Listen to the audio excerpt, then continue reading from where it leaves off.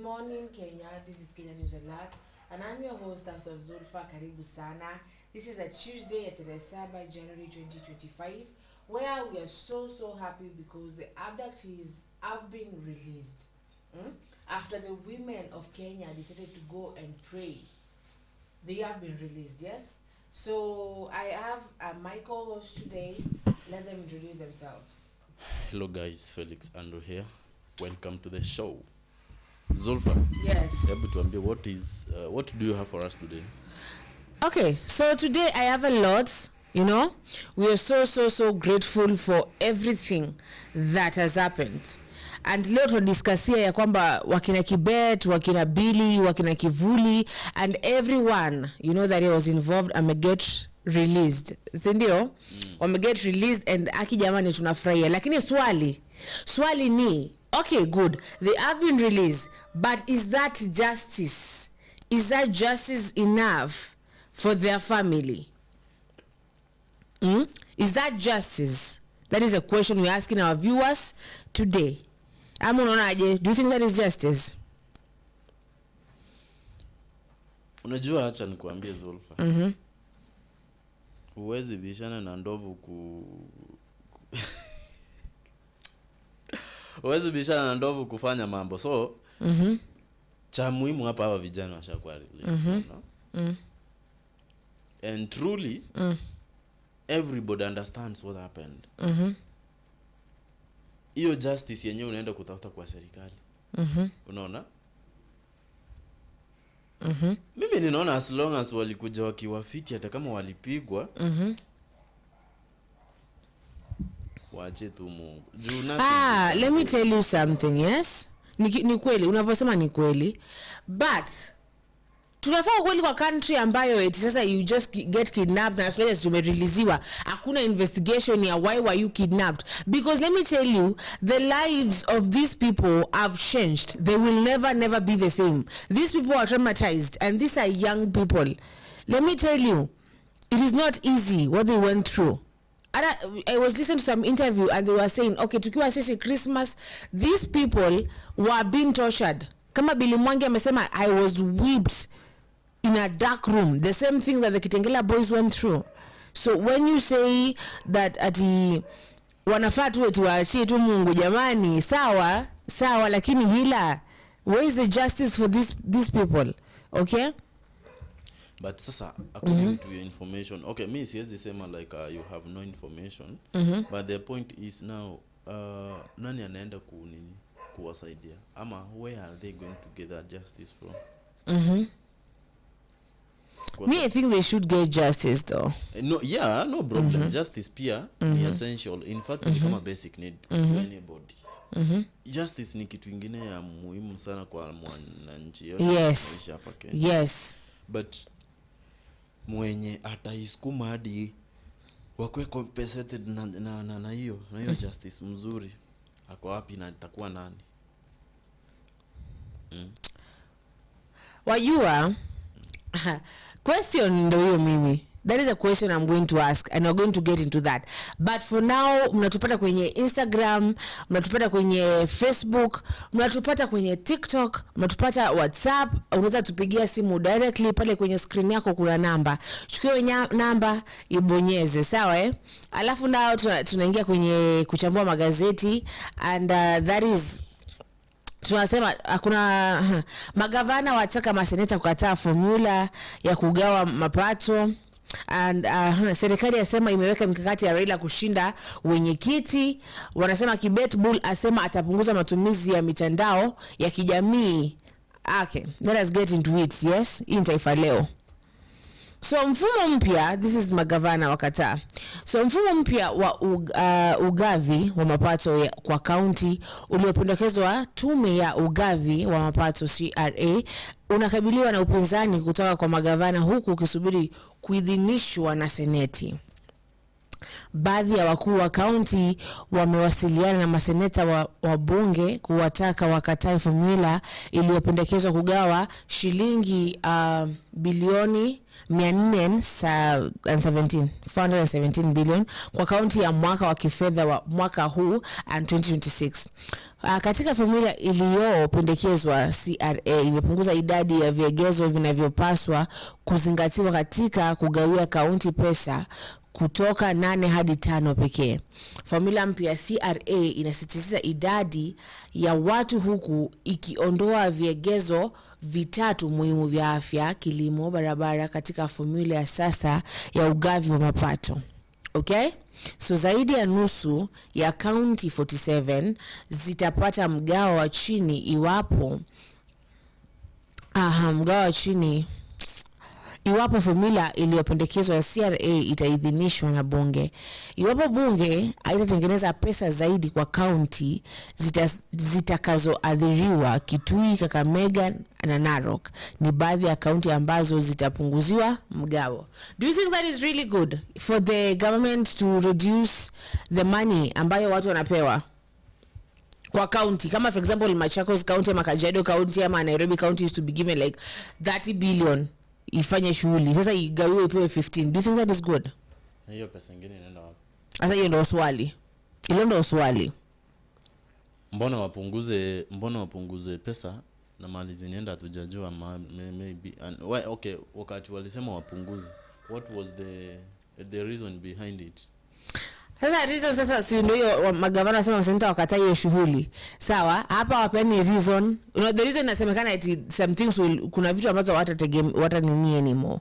And those things are ndio nimesema hapo juu, kama vitu vya afya, kilimo, biashara, unaona, barabara. Those things zitapata the same amount ilikuwa allocated every time.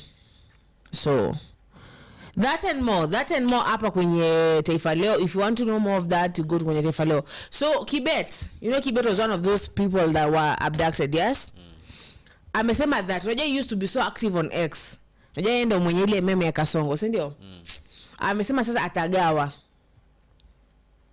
atagawa kuwa kwenye mitandao, not like you used to be. So let us get into that hapa kwenye Taifa Leo. Alienda jana kwenye X akasema I am free, akaambia Wakenya ya kwamba he is free, but anasema sasa from now onwards anaenda sijui shule ya Israel. Unaona?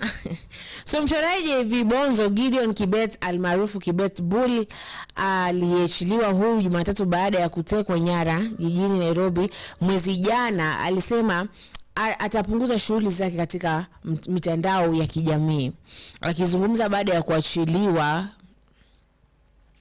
Kibet alisema alikuwa buheri wa afya. Okay, but that guy has not spoken about anything. Amesema ya kwamba hataongelea chochote. Do you think because they were intimidated that's why he doesn't want to talk? Ama he's afraid that if he talks they will come for him again? If you remember yesterday, there's something I told you. It depends on it depends on someone's personality. And truly, and the nature of the person. Unajua kuna yule mtu mwenye akisema ni hivi, haizi hata regret kitu yenye ashasema. So kijana kama huyo, yeye ninaweza sema like is one of those people wenye wanaenda kulingana na discipline yenye wamepewa. As in kijana mwenye ako flexible. The moment alipata hiyo discipline akakuwa wonder, aliamua tu kuitumia. Unajua shuleni si unaonanga kuna kuanga na wanafunzi wenye hata ukiwachapa viboko bado they never change. But this is not about school. No, nakupea mfano shuleni. Kuna wale wanafunzi wenye wakichapwa bado wana remain kuwa the same. Kuna wale wenye wakichapwa kidogo hivi uwezi muona kwa hiyo kitu tena. Sasa msee kama huyu anaweza kuwa yule mwenye anaenda according to the discipline yenye yenye ameundergo, yani the condition yenye ameundergo. Huwezi mruhusu tena aanze kufikiria kumeditate of what maybe amekuwa kifanya. Na kuna yule mwenye hata ukimfanya nini bado utampata tena ashafanya. Sasa huyo huyo mimi siwezi sema eti amemake a wrong decision. It is a good decision because anaelewa what ali undergo na effects zenye alifanya nini alipokea na effects zenye aliona. Yeah. So you're saying that it is good because I'm not going to be into this anymore. Zulfa, uzito wa hiyo shida yeye ndiye anaielewa. Unaona? Now that kama hawezi kuisustain anymore, there is no way anaweza jaribu kufanya the same thing tena ajipata in the same situation. Unajua, it is through experience people do learn. So the moment anaweza rudi hiyo shida, inaweza kwa conditions inaweza kwa more unfriendly to him because yeye mwenyewe anaelewa chenye alipitia wakati alikuwa huko. Na maybe haezi taka kutamani tena ku experience the same experience. Okay. Unajua sasa wakina what I think is yes wakina Dedan Kimanthi wangekuwa scared once, Kenya ingekuwa free sai. Unaona, of which I understand because once you go through that deal maybe that you're like no I don't want to ever go through this, you know, but either way. Sawa, so asema nitapunguza kidogo shughuli za mtandao kuendelea mbele. Alisema kukataa kusimulia masaibu yake mkononi mwa waliomteka nyara. He didn't want to talk about it and I respect that. Yes, there are people when they go through trauma they don't want to talk about it right now. They have to like process it. A process nearly go through for some time. Now yes, we should give them their privacy. Wamalize, you know, it's not really easy though. Sawa. So Kibet alitangaza kuachiliwa kwake kupitia anwani yake ya mtandao wa X saa kadhaa baada ya vijana wengine 4 akiwemo kaka yake Ronnie Kiplagat kuachiliwa huru, akisema alitupwa eneo la Luanda, kaunti ya Vihiga kati ya saa 9 na saa 10 alfajiri siku ya Jumatatu. Rake Kibet Bimasti Chelegat awali alidhibitishia Taifa Leo akisema kwamba kakake aliwafahamisha kuwa yuko salama na kwamba alipata simu aliyotumia kuchapisha kwenye akaunti yake ya X kwamba sasa alikuwa huru. Okay? So this is B Chelegat. Anasema nikimnukuu, anasema ya kwamba tumezungumza naye na yuko salama kabisa. Alianza safari yake kurudi nyumbani na sasa yuko Nakuru ambako watalala usiku huu kabla kujiunga nasi nyumbani Molo. Kwa ni Molo kesho. Tuna furaha kubwa kwamba yuko hai. Leo ni siku ya furaha kubwa. I heard that babake amesema atachinja ng'ombe. Wewe ingekuwa ni mtoto wako ungefanya aje? Hapo lazima sherehe kidogo.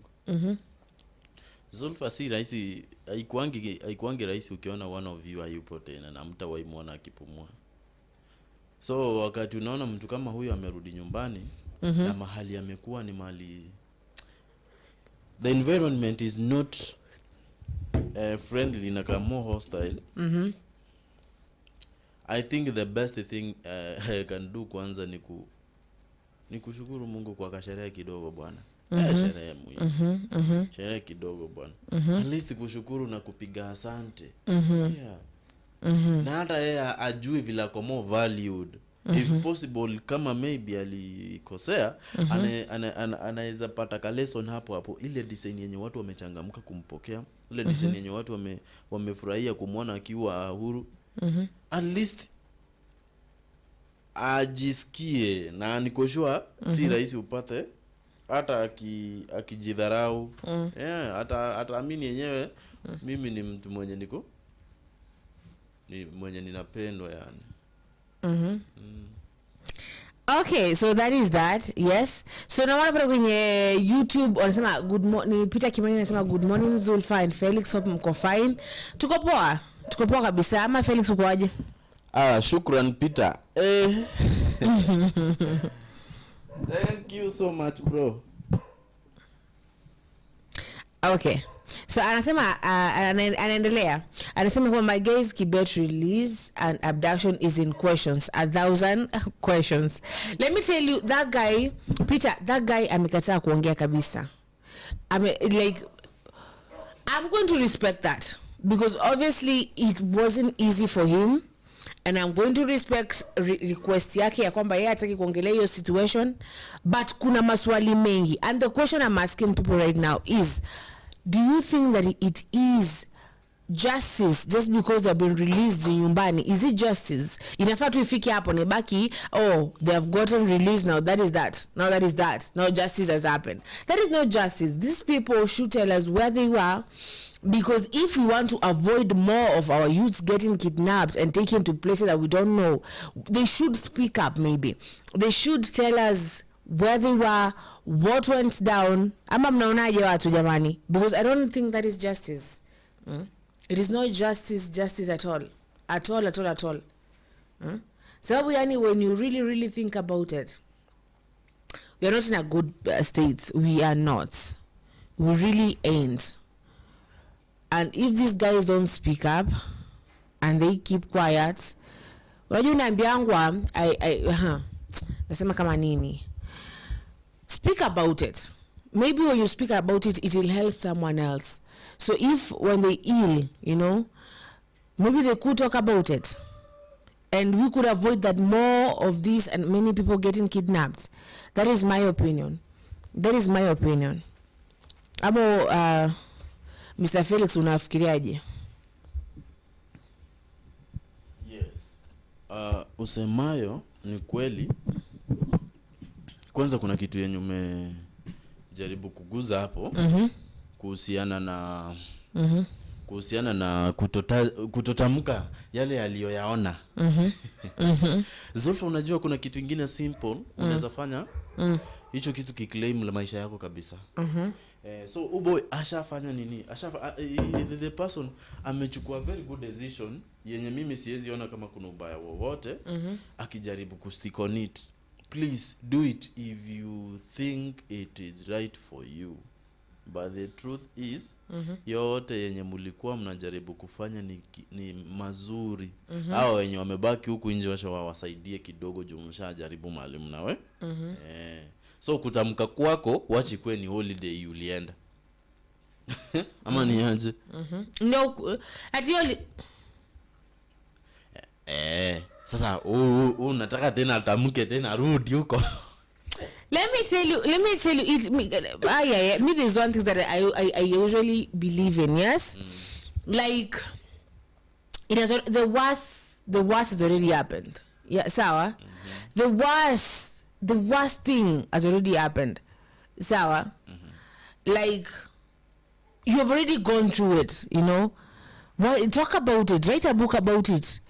Talk, because tukinyamaza, if you guys were intimidated, sawa, then other people too are going to be itaisha. You know, the thing is I'm trying to say is, if you want this to stop, if you want easy abductions issue, lazima hawa watu waongelele and investigation ifanywe. Sawa? So it's going to kama wala Kitengela boys walikidnapiwa, hakuna investigation ifanya, as long as wamerudishwa nyumbani is okay. So that hiyo ndio itakuwa mtindo wa let us kidnap people after 2-3 weeks of torturing them to release them, tuchukue wengine to kidnap them, tuende tuwatoche tu nini. But if you talk about it and the government, because apparently wanasema ya kwamba the president, according to the constitution, he cannot send anyone to arrest you and he cannot order for you to be arrested. Sawa? But then basi police wanasema, police waliulizwa, were you involved with like freeing these people? The police were like, we were not involved. So na kama wako involved kwa abduct, so walisema hivyo, na wako involved kwa free, wanafaa fanya investigation. Haifai tu ishie hapo. Ndio to avoid huu mkasa wa kunini wa kushinda people, our youth getting kidnapped and killed and tortured and their lives ruined, because these people obviously kama Billy Mwangi anasema alifungiwa mahali for 15 days. Umefungiwa mahali kwa giza ni kuchapwa tu.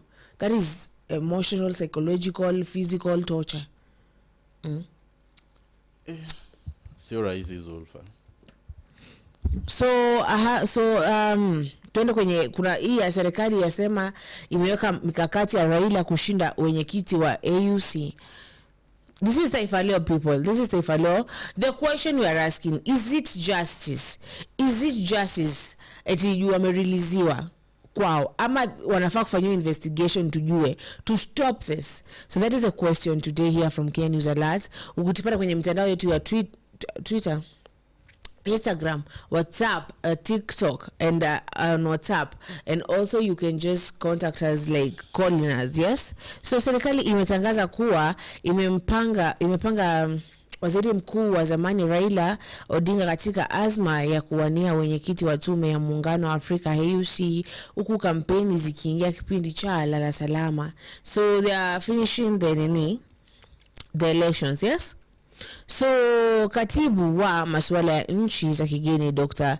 Korir Singoi, ambaye pia ni mkuu wa secretariat ya kampeni ya Bwana Odinga, aliambia Taifa Leo kwamba serikali na mgombeaji huyo wametimiza hatua zote zinazohitajika ili kushinda wadhifa huo wa bara.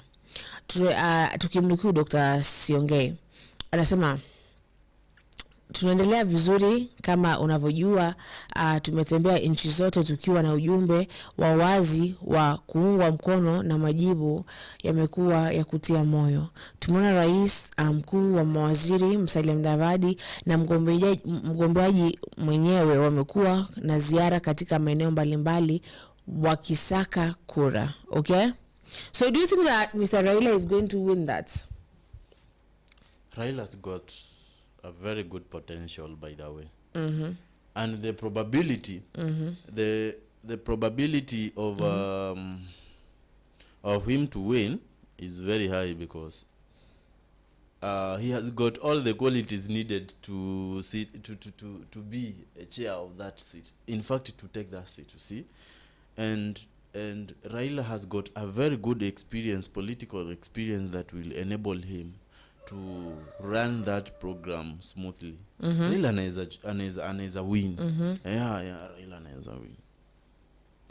So na sasa si apparently, but we will not get into that. Yes, let us believe that our Mr. Raila Odinga atawanicho kiti atakipata. Unajua huku amejaribu kuwania kiti, nimekuwa ni kizungumkuti. Yes, so Peter kinasema the police should have investigated him if it's not them, but in the Nation newspaper it said that the president called a NSC meeting to disband the special unit squad, which Gachagua said it is used by police. Umesikia ayo? Yes. Peter Kimaya anasema ya kwamba yes, like yes, it should be investigated because unaona sawa. So anasema ya kwamba the police should have investigated him if it's not them, but in the Nation newspaper it is said the president called a NSC meeting to disband the special unit squad, which Gachagua said is used by police. Wait, kwanza hiyo statement yenye unajaribu kusoma inaandamana na kitu yenye niliona jamaa fulani alisema kwa video fulani. Huyo jamaa ni senator.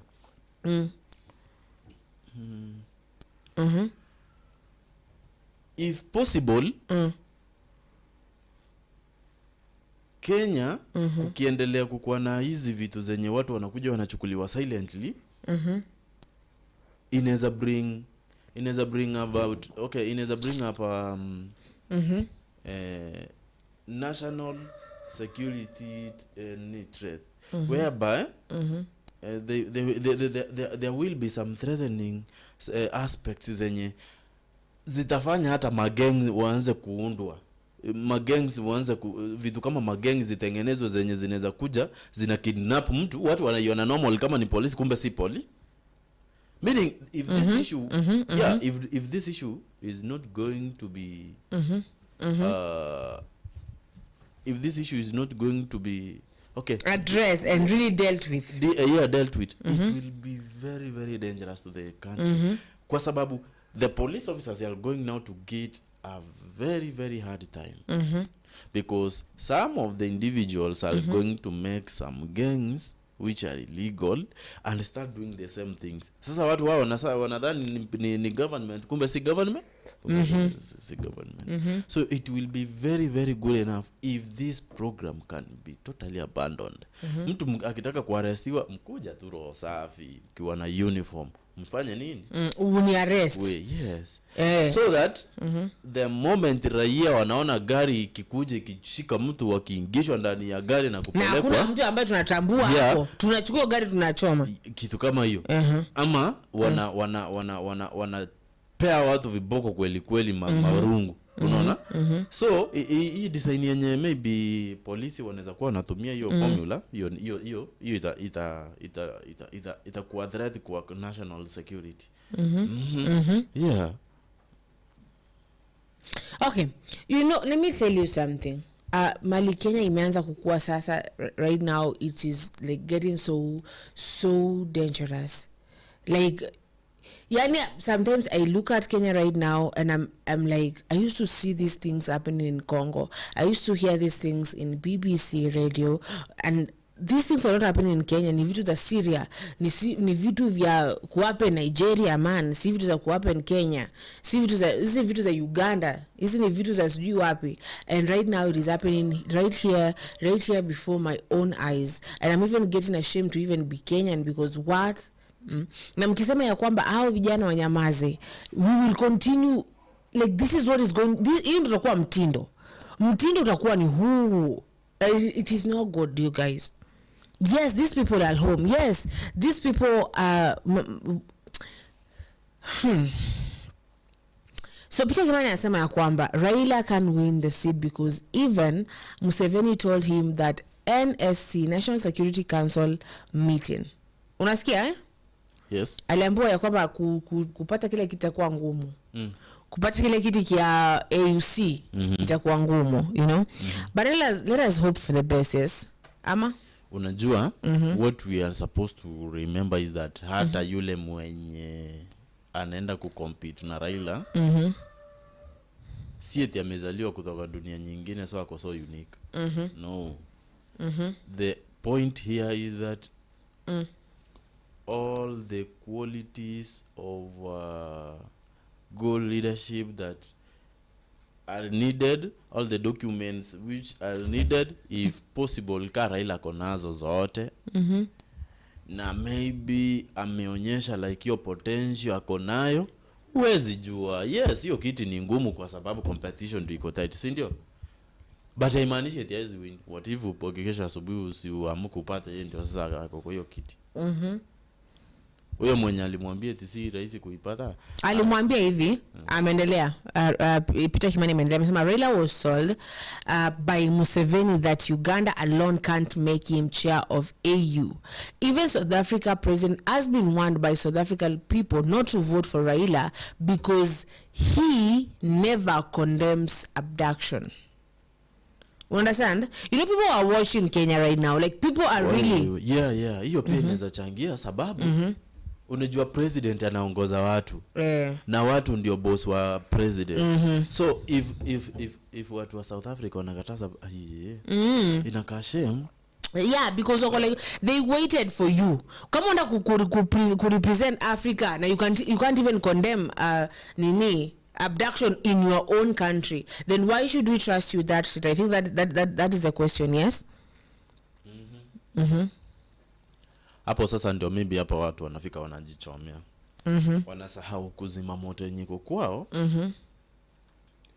Yaani wanaacha kwa ikiungua wanaenda kuzima moto ya huko ya majirani. Mbali na kuzima moto wanaenda kujibamba kwa kasherehe Kenya kwa jirani. Kumbuki kwa inaungua. It is burning. So unapata hata watu wenye wanashirikiana na yani watu wenye wako hapo wanapiga sherehe pamoja, wanaona vile kwa huyu inaendelea kuungua hana hata ajali. Hata ajali ako tu kwa sherehe. Hata ajali aje. Yeah, vile sasa those South Africans are trying to tell that president of theirs, their president, it is not because they don't know what they are talking about. Yeah. It is because they feel the pain as citizens. They feel the pain of Kenyan citizens. Yeah. Now that they are also human enough to understand That's why I'm telling you the truth, that's why they are trying to persuade their president not to vote for Raila, which is now going to cost him. Ebu kwanza asimame juu yeye ni public figure, ajaribu kupatia the government a very good advice yenye iwezi, yani yenye inawezi kamuwezesha at least kuonekana vile ako so concerned, so that hata kama anaweza jaribu kuconvince watu hata huko nje kwa akijaribu kuuliziwa kitu, anaweza sema aje, yeah true, mimi nimejaribu kucontribute to my country here and mali nimepata achievement ni huku na huku, so that's why niko determined enough aje hata hapa kwa hii kitu nikiipata, obvious kuna vitu zenye in case zikitokea ni rahisi kuso.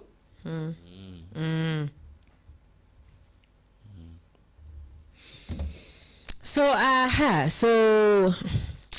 I want us to get to watu ambao walikidnapiwa and now they were released, and I guess we've seen these videos of these people.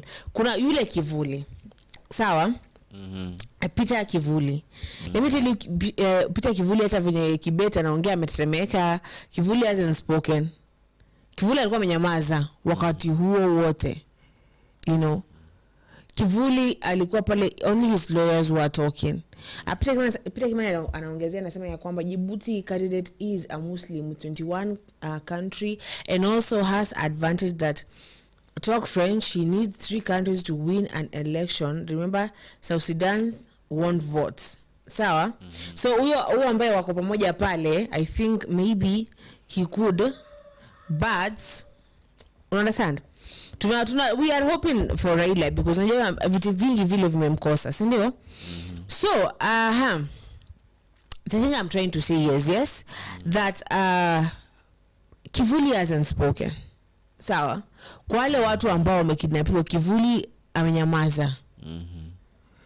And let me tell you, I'm going to insist that if people don't come out, if like these 6 boys that were kidnapped, watajitokeza jamani, wakuja waongee, wakuja waeleze, and to insist that investigations zifanywe. Me, I don't get this as justice at all. Like for me, I feel like if these young people wakinyamaza, tunaanza mtindo mpya Kenya, mtindo wa kuwachukua watoto wakiongea vibaya kidogo wanachukuliwa, wanapelekwa, wanafanywa mambo ambayo for their entire lives they're going to be stuck with that thing. Sindio? Yeah. And people are saying that even the government of Uhuru, apparently people are being killed in Jubilee, and it wasn't a good scene. So tell me about that. Do you know about that? During Jubilee time? During Jubilee time? Lakini I don't remember kama Jubilee time kulikuwa na abduction. Mimi ziko zinafanyika chini ya maji hatujui. Lakini mimi sikuwaisikia. Same. Uliwaisikia chochote chenye? Mimi sitetei. Like please commentini pale. Mimi sitetei, but I don't think I've ever had something like that. Like sijawahi. Mimi nakuja kusikia ati saa hii ati but actually people wamesema hivi that the deputy president back then, that was Ruto, yes, he used to do a lot of things that were even worse than what Gachagua did to get impeached, but he wasn't impeached. And actually they were saying that he himself can get impeached. Una get? Sijawahi sikia wakati wa Uhuru mimi. Hata time ya President Kibaki mimi sikusikia. Unless kazi ilikuwa na zile, unajua by that time miaka ni ya nyuma sana. 2007 huko nyuma kabisa. Mimi sikuwaisikia kama kulikuwa na any abduction. But kama zilikuwa, then maybe watu wakubwa kidogo wa comment hapo tujue. But hii abduction truly inaka threat to the country sababu vile nilikuwa nishasema some gangs will be formed whereby somebody can be picked from even where you are, you people. Nyinyi mnadhani ni polisi, kumbe kumbe ni majangili wanataka chukue kijana ndio walipwe ndio waachiliwe. Ukianza kuishi hivyo, unajua itakuwa kama Haiti ndio unaona watu wanaishi hiyo life. ya kuchukuliwa. Watu wanakinaviwa, mnaambiwa sasa toa pesa fulani ndio akutolewa mauliwe. Na gava. Wrong. No. Gang. Unajua gangs will be formed now which are going to use this advantage. Yeah, so unaona watu wenye wanakuja okay, akina nani hawa wenye walikuwa abducted. Wenye waliwachukua ni kushoa wako wamevaa uniform. Ni gari yenye hata haijulikani. Yes. Hivyo ndo hata magangs ninasema yanaweza kuwa formed. Yanakuja yana attack place fulani. Si ku attack, yana abduct watu wenye wamepata hapo. Alafu ndo unasikia tuma pesa fulani yanaachiliwa. Unaona? Na vitu kama hizo sasa zitakuwa threat to the national security of the citizens. Yeah.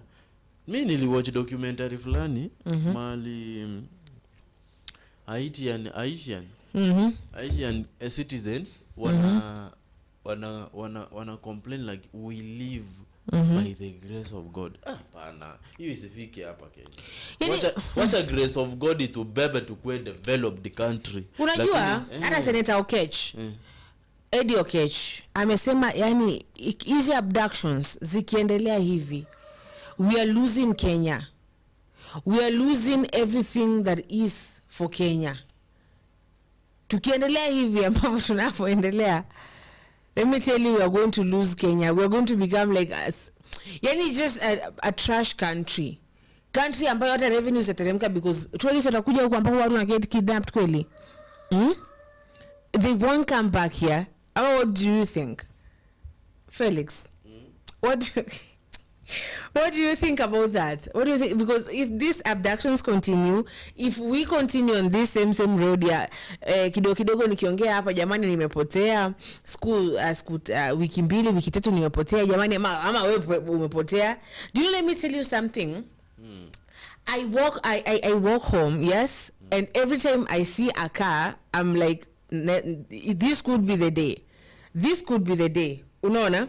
Because no one is safe. Kama tu kushare tu meme inafanya you get abducted, yes? So what do you think? What do you think about this? Like it's me, okay. So vizuri. Kim anaweza kama Peter Oma imeisha.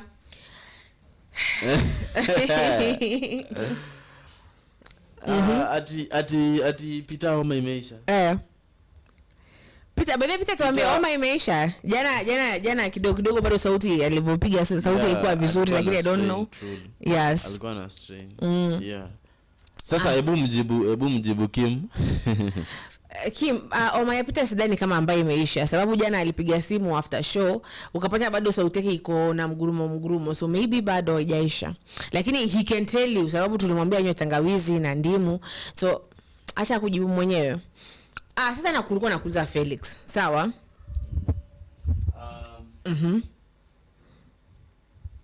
Nikijaribu kuona hapa naona kumbe Peter alikuwa amejaribu kutuma ujumbe hapa. Thank you so much Peter. Anasema good morning. Kumbe alikuwa ashatuma zingine alikuwa ashatuma zingine. Yeah. But hizi tutazizungumzia Peter. Thank you so much bro manze. I salute you. Nikisoma za leo zenye ametuma anasema good morning Zulfa and Felix, hope you wake up well. Thank you bro. We are totally fine. Anasema I'm happy to see you this morning. We are happy too bro. I personally niko happy. What about you Zulfa? Obviously I'm happy. Nilikwambia the reason why nakujaga hapa very motivated is knowing that knowing that Peter will be here. Peter will be here just informing me, you know, hapa can support all the way mpaka Sunday. So I appreciate you so much. So nikijaribu kusoma message ya Peter, anasema I was just doing my own meeting. I was the chair, secretary, treasurer and also a member. Peter I asked myself more questions than answers. My first question was about Kibet bull abduction release first in what kidogo in his tweet. Yes. Kibet on his X account says he was dropped off in Luanda town, Vihiga County around 3 a.m. Family received call from Kibet in the last few minutes, says he is on his way home. According to the tweet, which he made at 2 p.m. So obviously the call came past 2 p.m. Now here comes my questions. Where was he after the so-called disco matanga that he attended between 3 a.m. and 7 a.m.? Second, between 7 a.m. and 2 p.m. What was he doing, even if he walked 3 kilometers to his booking of the car? He could have spent around 1 to 2 hours. If he was using a vehicle, he could have spent he could have spent 5 to 7 minutes to cover 5 kilometers. Car speeding at 60 kilometers per hour. My summary is that from the time the guy was at Disco Matanga at 3 a.m. to 2 p.m. when he tweeted was under the same guise, under instructions on what to tweet to sell a narrative that he was in safe hands. Then the other question is some who kidogo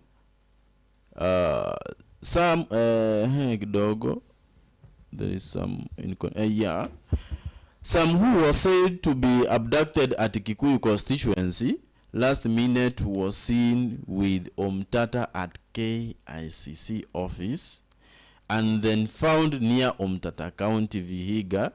It was also a strategy to believe Omtata has something to do with that. So the only argument that Omtata knows what was happening. I rest my case there. My opinion, though, if you have a different one, you can share. Sasa nikuulize Edison wanasema huyu kijana alikuwa kwa nini disco matanga, unaona? Hiyo iwezi make sense. Hata iwezi. Obviously, as he has said, yes, I think that in narrative to flani get sold. Bro, if come on, I don't know if you know how to read body language. When you look at that guy, akiuliza maswali, the way he is behaving, he is like really terrified. Sawa, yani ukiangalia tu body language yake, mtazame anavyo act, akiulizwa maswali, akiulizwa kama anavyoulizwa, like, are you going to ako like he's saying yes, no, yes, like, what is happening? So let me tell you, this is a narrative. Maybe hata hizo tweets zilikuwa zinatwitiwa na abductees, sawa, ndo akue I can't imagine what they went through, man. I can't imagine what they must be feeling. I hope they take their time to heal. You guys, damn. Kuna mtu ambaye, kuna podcast I was listening yesterday, wanasema tumerejeshwa wakati wa KANU.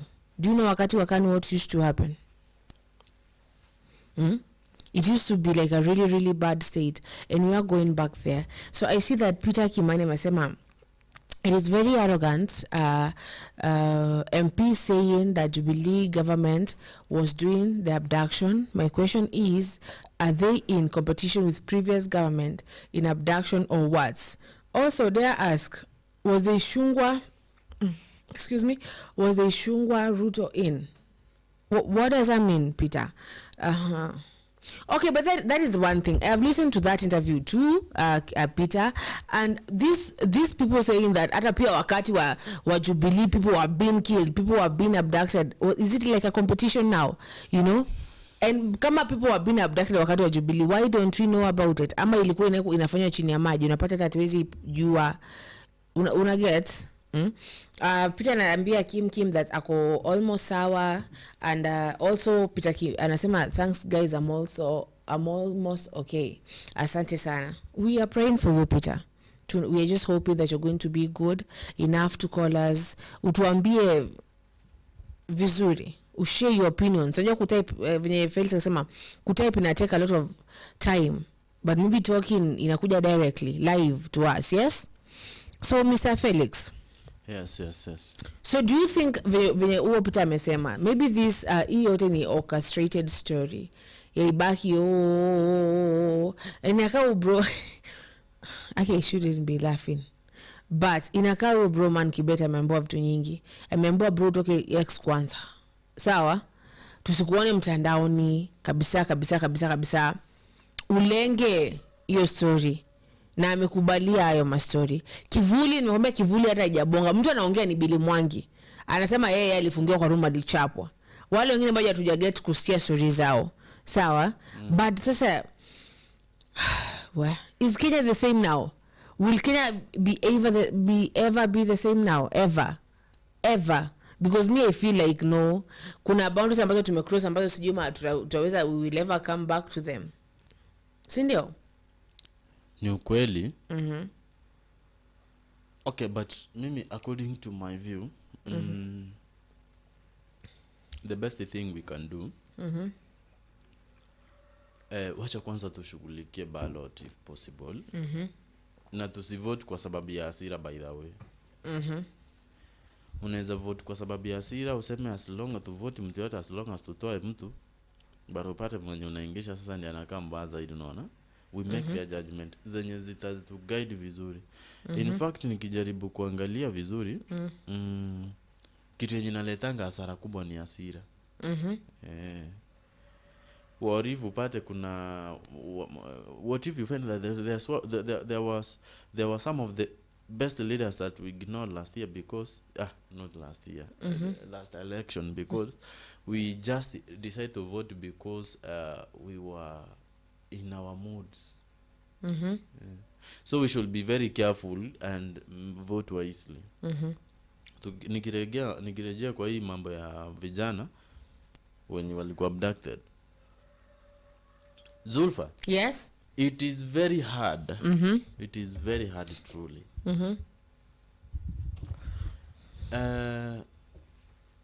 For a young man like this one to come back to his normal life.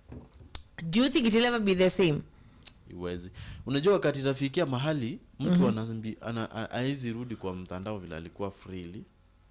Like this person knows something that sisi yani hata kama to assume like he is how old by the way 20 kitu, si ndio? Like ushaona, let me give you for example, yes, like a teen girl akiwa 16 years old, si ndio? The moment this girl goes and gets pregnant, sawa, hata kama atarejea kurudi shule, they are not the same. They're not the same person, and that is just like giving birth. It is allowed, you know, it happens. Sindio? Unapataga huyu mtu kuna machuri, kuna mali, yani kuna kitu ambacho amekivuka pale mbele, ambacho you can't go back to. Na asa akina Kibet walichukuliwa na government, ama wasi government sema so wow, it's not us who are doing that. So whoever took them, sawa, ambaye alitoka Somalia akakuja akawachukua akawapeleka huko, you know, and they were intimidated and they were tortured for those weeks, sawa. Unadhani atakuja tu mnapati tu na yeye kawaida? This person knows something different. This person's life perspective and country and everything is different right now. They're not the same person. They're not. Huyu si mtu ambaye like aish. This person, you know, Kenyan parents don't believe in therapy. Sawa? Kuenda kumwona psychiatrist pale ukae chini umuelezee, they don't believe in that. So utaambiwa tu unajua wewe ni mwanaume, unaambiwa kaa ngumu. Kidogo if you don't take care of these people. Now imagine wakai they are waiting for like justice. It happened to them. sawa, they're waiting for justice, and if it doesn't happen, hata wakiona like atushughuliki, their life will not be the same. Unaweza kushuka, why are these people abusing drugs, why are these people, why is my son this way, why is like this guy this way? Kwa so shaky inakaa yani haieleweki. Now that the government inasema haiko responsible kwa hiyo mambo, sisi hatuna shida, si ndio? Have they compensated them with anything to just support them in any way? Kwa sababu mtu ashakuwa abducted, si ndio?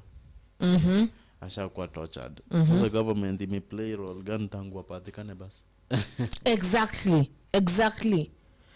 Unajua ni kama kwenda kuchapa. Ushaona if like uende mahali and something happens to you and your parents are looking, because let us assume now, we usually say that you're Kenyan before you're even your tribe. The first thing ukishazaliwa unabaki yo Kenyan. Before tujua wewe ni Mgikuyu, wewe ni Mjaluo, wewe you're Mtaita, you that is that. Yes?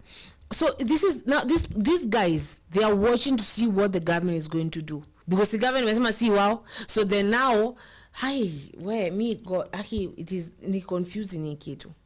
Police wanasema so wow, people who should protect us, it's not us, we hata tukushughulika na kwenda kutafuta watu wako wapi, and all those bullshit that we had the leaders say enough pale mbele, unaona. Peter Kimani anasema that they were also in the previous, they were also in that previous government.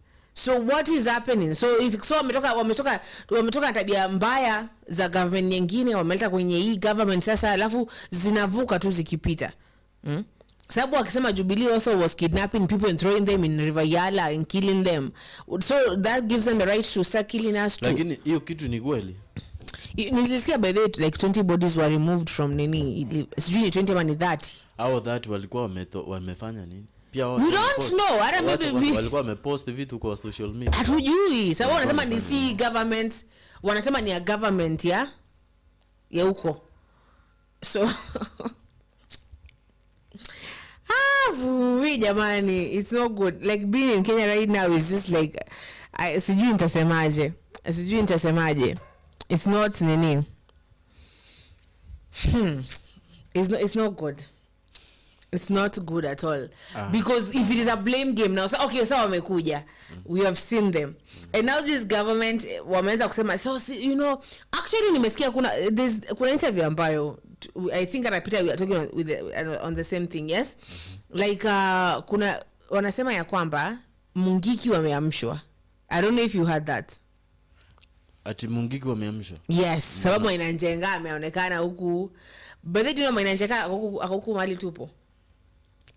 Ameamshwa, wanasema it's something that is happening. Now Mungiki are going to be returned to answer. I know Mungiki doesn't answer to anyone when it starts to happen, yes? So Peter anasema ya kwamba how comes all the abduction victims were released each after 1 and 3 hours? If you do summary Kibet 4 a.m., Billy Mwangi 7 a.m., 38 a.m., it means they were all under one command power. Hiyo si ni game. Let me Peter yenyewe Peter una utilize hiyo akili vizuri sana. The way you should kama fanya anafaa yani design analyze hii kitu wewe analytical mind, yes. So like Peter, when I look at this thing, unajua mama alikuwa ameamua kwenda kuandamana leo, as in si leo, jana they had decided to go wavae magunia waende pale kwenye CBD to go and pray for Kenya, to go and mourn for the brothers that we lost wakati wa Gen Z, the brothers that we lost. They are going to pray for any other brother that was ever lost in time, hata kama ni wakati wa Dedan Kimathi. You know, I love that guy Dedan Kimathi, Felix, yes.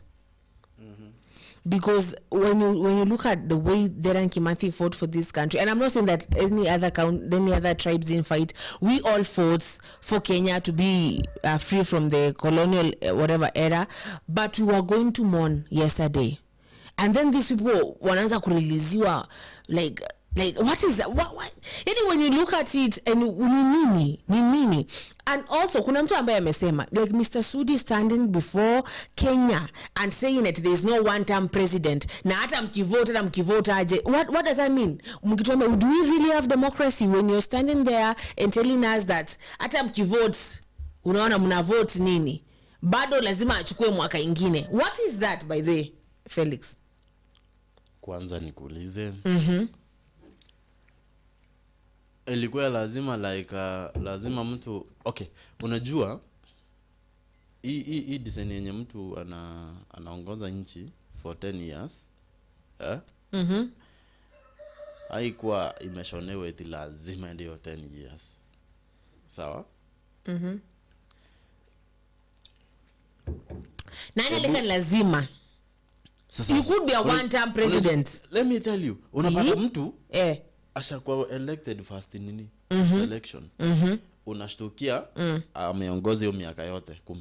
Sio? Na anaretire. Zulfa. Haikuwa imeshonewa eti ni lazima kila mtu amalize hiyo miaka. Una get? Mimi saa hii sitaki kusikia kitu yenye Wakenya wanaweza ni convince nayo kama si ku make an action yenye inaonekana at least wa make history. Umeelewa chenye namaanisha? Umeelewa kabisa? Aya, sasa niulize chenye unaniuliza. So ata okay, that is that. Sindio? Unajua swali ambalo nakuuliza ni, where does this person get that courage?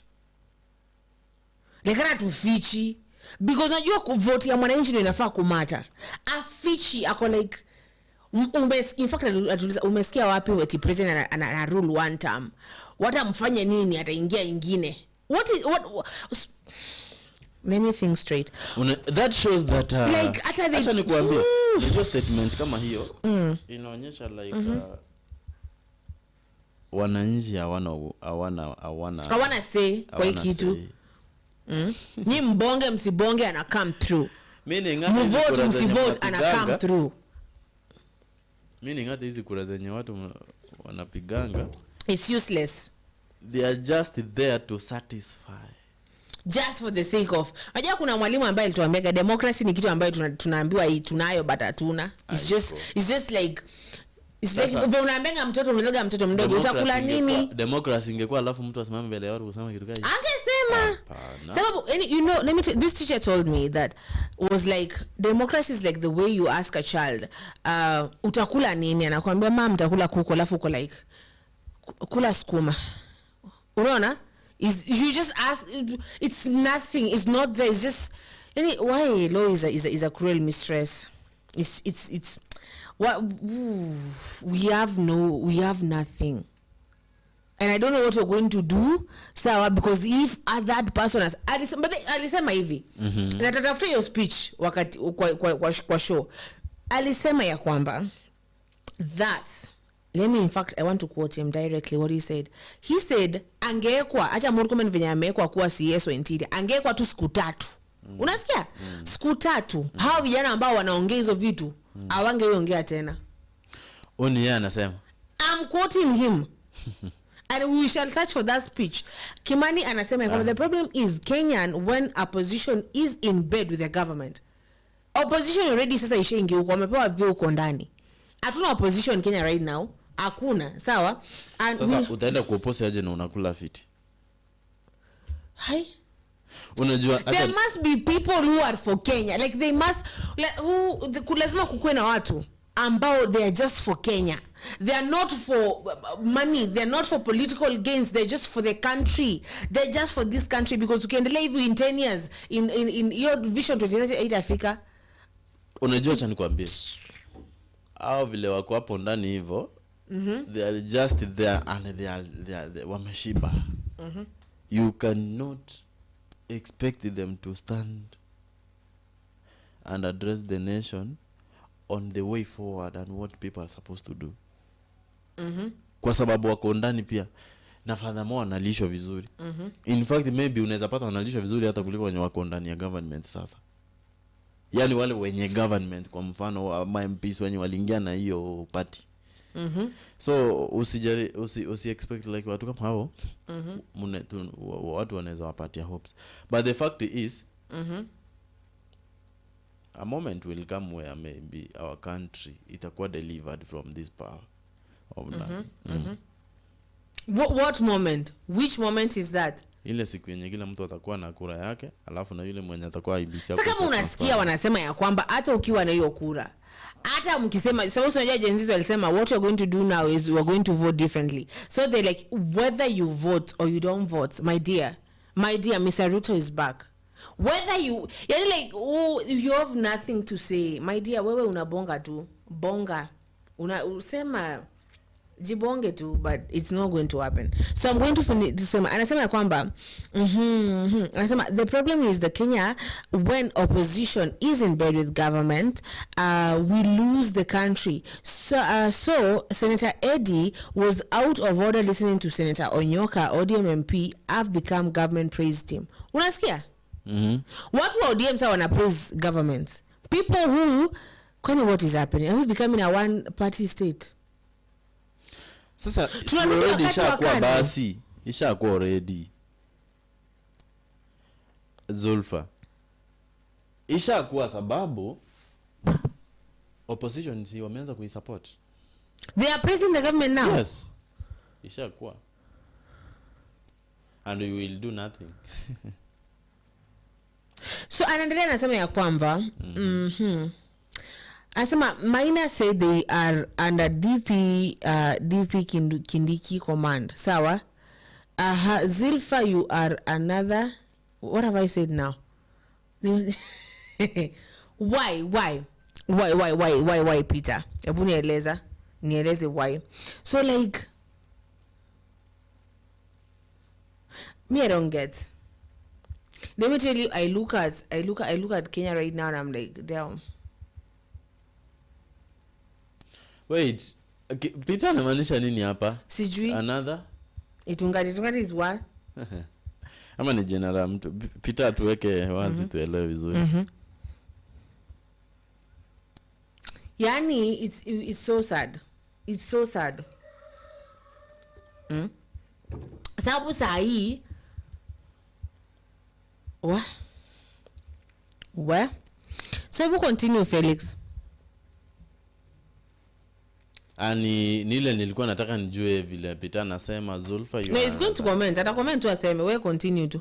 Okay, kitu naweza sema is that kukimbizana kwa street, kukuja kuchukua mtu silently will never be the answer. The best thing we are supposed to focus on is what can any individual do to just make a move.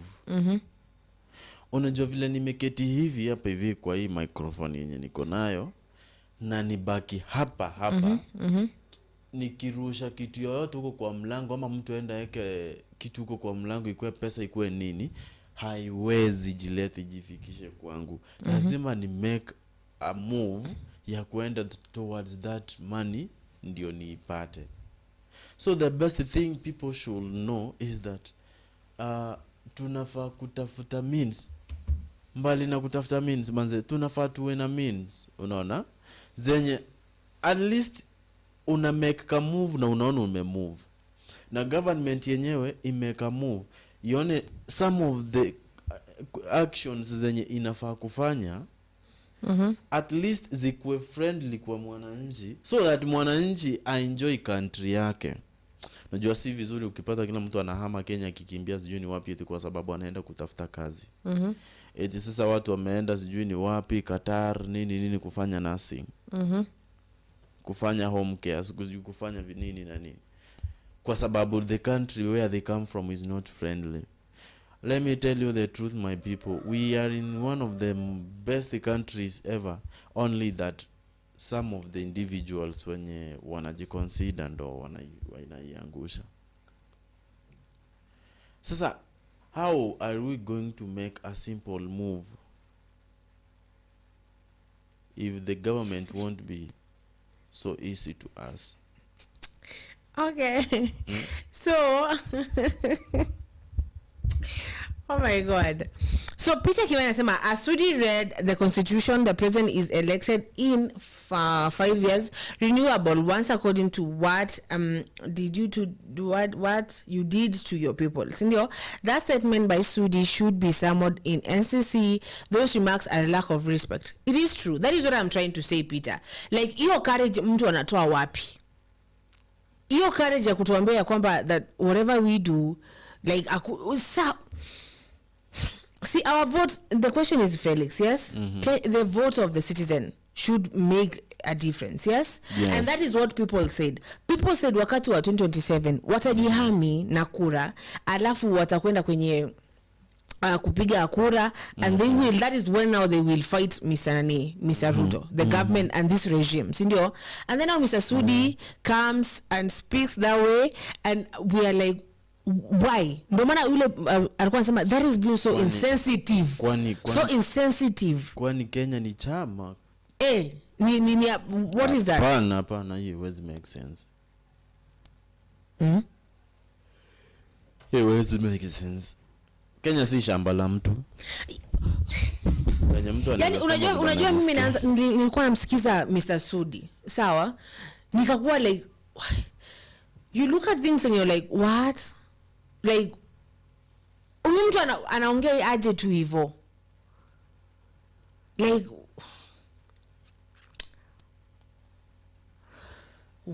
let me tell you something, Felix. That speech you will play it. Your speech I play, and I want you Kenyans to look at that and to wonder that is a future that we have. That is a future that we have tukiendelea hivi. That is what that nilikuwa nasema nilikuwa naongea na mtu fulani, dada fulani. Tukasema this is where our parents wametufikisha.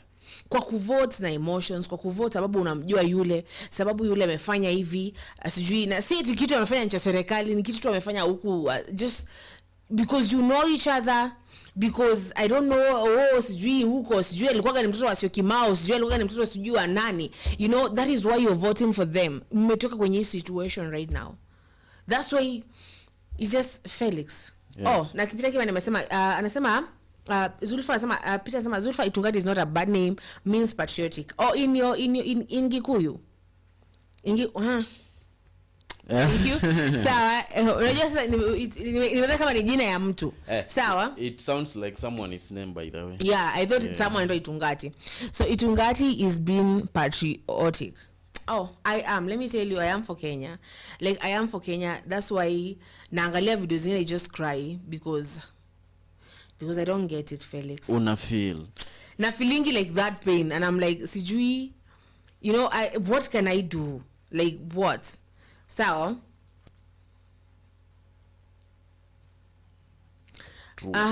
Peter anasema anambia Peter anamwambia that is Kim anamwambia Peter NCIC even functional Kenya ni wanamudheri. What is wanamudheri Kim? So hizo terminology. So hiyo story ya Mungiki imefika aje? Unajua nimesikia story ya Mungiki this morning actually. You know Maina Kangemi, that Maina Njenga used to be a Mungiki person. Hata yule apostle ambaye yuzi tumesikiza interview yake. Mungiki ni ma-terrorist ama? Peter tuambie, Peter, what is Mungiki? You know me, I used to just hear Mungiki. Mungiki ni kama sungusungu ama ni terrorist? Sungusungu na wale wakisi wanasumbua? Sungusungu na wakisi wanasumbua? Kisi? Mungiki ni kama sungusungu ya Kisi. Wale watu wanakuja kuua watu. Hawasikizi mtu yote. Wanna get hired. They have no like command. Wewe tukitaka wachukue yule and yule. But tell us what is Mungiki by the way. Tuelewe vizuri. So and what is wanamudheri also? I want to know what is that. So nilikuwa na Peter anasema Itungati patriotic people who fight for their country, fight the respect constitution, fighting for our rights, and others who are offended by governments. Wewe Peter, umeamua leo nivae gumboots nikienda kulala Sawa. So Peter, able tell us what is Mungiki? Like when you say Mungiki, what does that mean? Sababu nimesikia mtu akisema ati Mungiki is being reactivated, you know. Mungiki is being reactivated. What do you think about about that, Felix? Najua chan sasa hii hata mimi I don't think I don't know what I can say. Do you know Maandamano? Maandamano, yes. Do you know his history? He was a Mungiki leader. Now, sasa unajua, sasa unakumbuka alikuwa anampiga Gachagua juzi. Anasema eti watu alikuwa anampiga Gachagua na yes? Alikuwa anasema eti watu wenye walimpichi Gachagua ni Mage. Na pana huyo si Maandamano. Huyo nani? Huyo ni ule apostle. Maandamano ni mtu fulani. Sasa oh. Yule alikuwa anaitwa nani? Sisi ni pastor apparently, kitu kama hiyo. Oh. Nimekumbuka. Pia kuna huyo pastor mwenye alikuwa anasema ati watu wenye walimpichi nini? Watu wenye walikuwa they are gays. But there's only one comeback that I'm always going to love. Ile ya Kindiki and Professor Makau. That thing. Unajua ile kitu, acha kwanza before hata we proceed. Ile kitu ilikuwa so funny sana. Guy. I kama watu walipata hiyo information like I don't know if people really got that, but I love that. Mimi that thing is if anyone offends me this year, that is what ndawaambia tu hivyo. Like, bro, you're a fool and a gay. Bro, you're what? A buffoon. Sawa? That is Aish comeback ni kama hizo, si ndio? So Maandamano is a different person though. Yeah, nimekumbuka. So Maandamano ni mtu tofauti kabisa na that. But pia yeye niliona anajaribu kumpiga nani Gachagua. Yeah. Gachagua Maandamano siku 3 zenye zilipita nilisikia akisema kitu kama in fact alikuanga once critic wa Ruto, si ndio?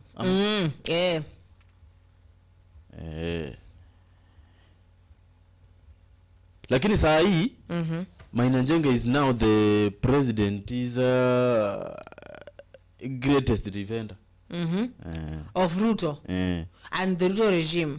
He has declared his intention to insert himself kwa vitu mingi za kujaribu kudefend president. But now anyway, lakini hiyo story ya kuimpeach Gachagua ilinifurahisha sana Zulfa.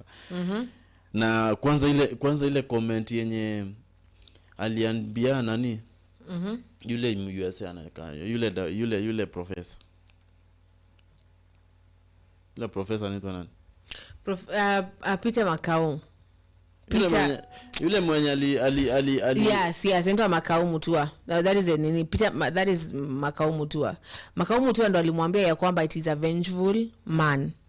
So, and but they're saying that this person is vengeful. I think that is very offensive, because is it vengeance when that person is fighting for Kenyans? Is it vengeance and bitterness when he is fighting for the release of, you know, of our people that were abducted? Nimeona hapa explanation ya Mungiki. Okay. Nimeona in explanation. Can you explain to us what it is? Inasema Mungiki inasema Mungiki is an outlawed group in Kenya that kidogo. Yes, Mungiki is an outlawed group in Kenya that originated in the 1980s. Ni kitambo. That is really, really far. Initially, it was a cultural and religious movement seeking to revive Kikuyu traditions and address social economic issues such as land ownership and marginalization. However, over time, it became associated with illegal activities and violence, leading to its criminalizations. Meaning sasa iligeuka ikakuwa yani ikakuwa kitu yenye naka hostile.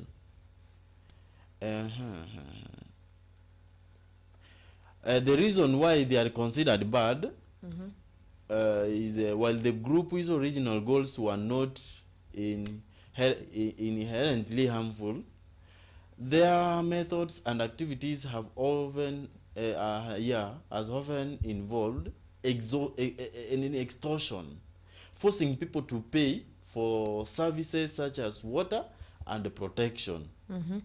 Violence, using brutal methods to enforce their authority, including killings. Organized crime, controlling sectors like public transport, unaelewa,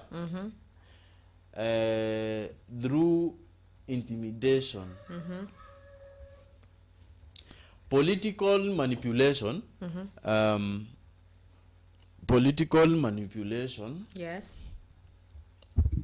being linked to politicians and used for violent purposes, particularly during elections. Well, normal.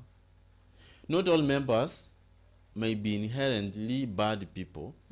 Some may have joined due to poverty, unemployment, or as a desire to fight for what they believed was justice. Unaona? However, the group has an organization. However, the group as an organization has been involving in many harmful activities, leading to its negative reputation. It is important to understand the social economic context that gave rise to such groups and address the underlying issues rather than generalize about individuals.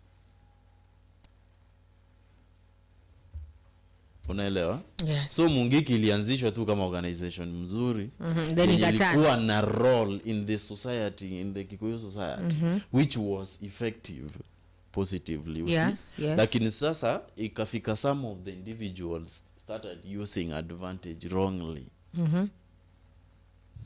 So ukisikia Mungiki imeanza, be sure of maybe kitu positive ama hiyo negative. Sasa maybe ndio hiyo time ikifika tujue vizuri the impact of what we can understand better kulingana na hayo matokeo. So Mainanjenga,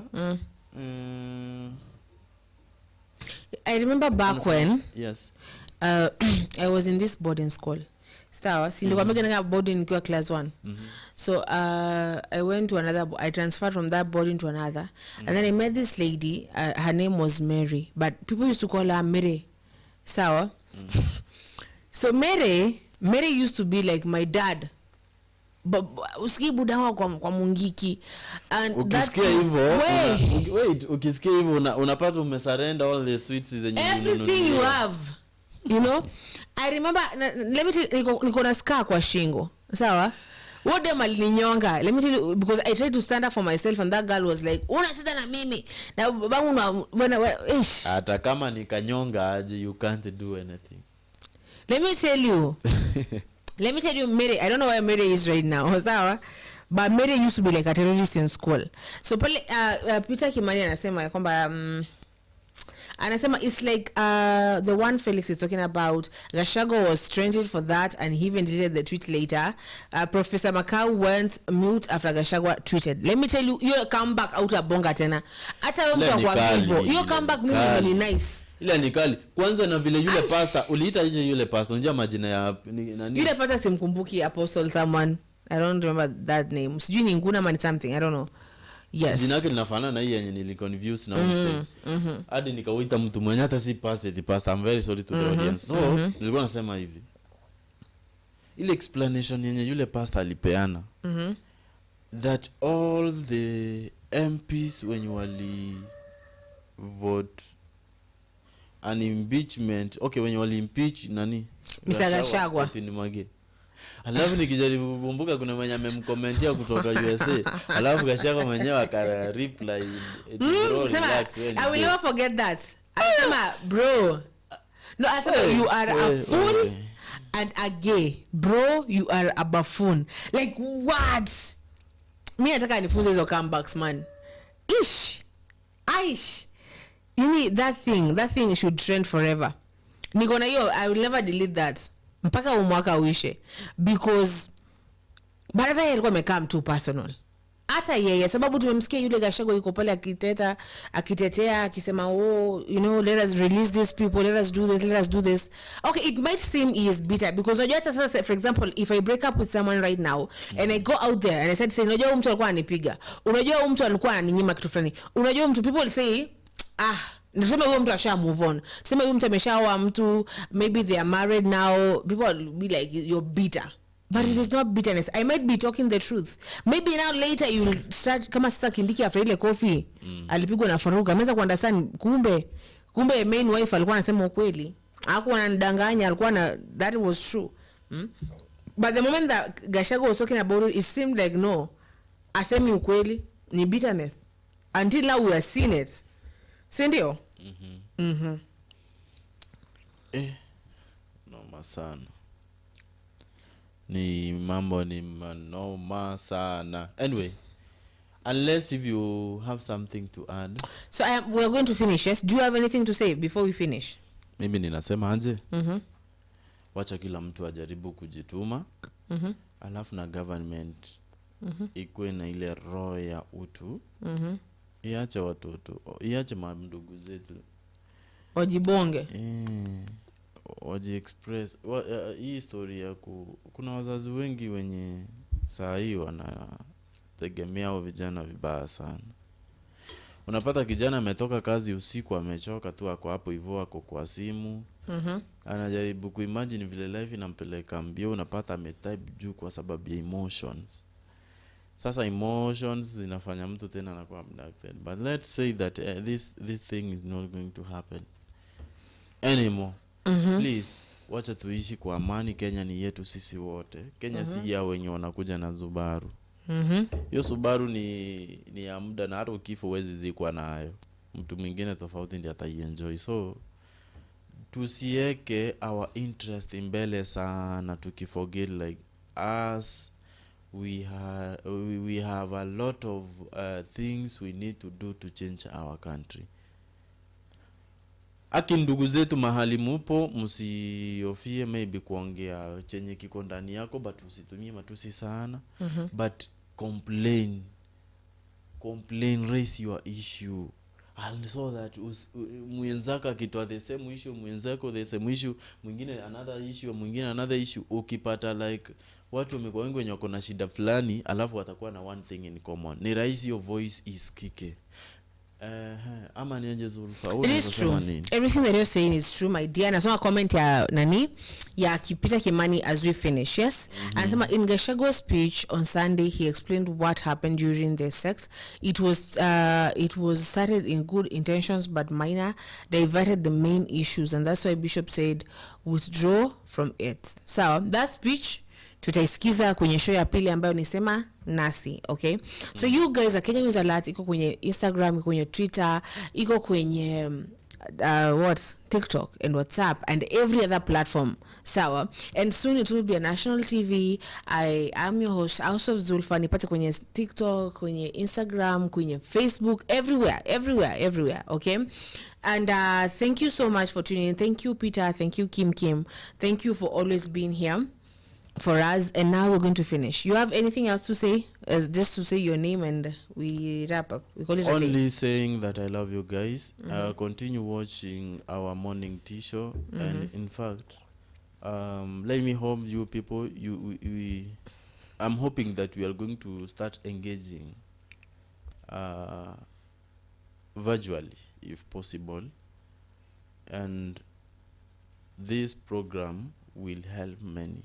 The moment you come up with your enlightenment, the moment I come up with my enlightenment, there's somebody out there who is going to have a clear understanding of what is going on. Don't fear to come up with your point. For those who had someone called from Texas, yes, the person was trying to show how they are also feeling sorry to us. The person was trying to show of how other people out there are trying to heal heartbreak ya kijana kuuliwa tu hivyo.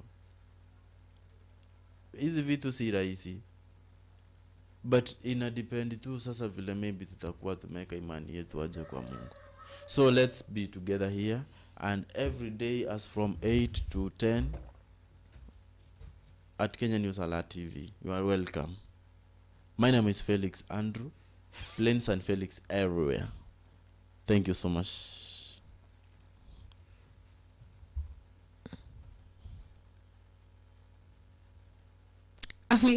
Okay, so bye people, we love you so much. Kile kitu ambao Felix amesema ndo everything that I stand for.